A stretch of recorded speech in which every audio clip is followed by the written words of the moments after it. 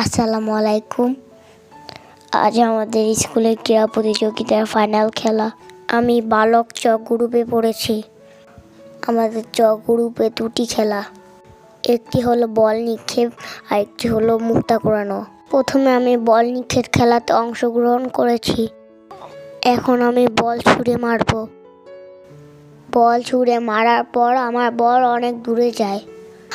আমি ভেবেছি আমি প্রথম হব, কিন্তু স্যার বলে আমার মারা ঠিক হয়নি। আমি দাগের বাইরে যেয়ে বল নিক্ষেপ করি। স্যার আমাকে বলে আমি যাওয়ার পর বল মারার জন্য, কিন্তু ভুল করে স্যার যাওয়ার আগে আমি বল মেরে ফেলি। কিন্তু বলটি আমার হাত থেকে ছুটে গেছে, তাই বলটি বেশি দূরে যায়নি আর আমি খেলায় হেরে গেছি। কিন্তু আমি আশা হারাইনি। এখন আমি মুক্তা কুড়ানো খেলায় অংশগ্রহণ করি।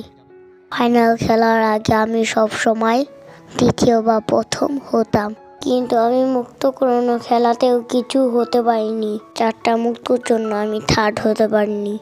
সমস্যা নেই, বাবা আমাকে বলেছে আমি সামনের বছর দুটো খেলাতে প্রথম পুরস্কার নিয়ে আসবো।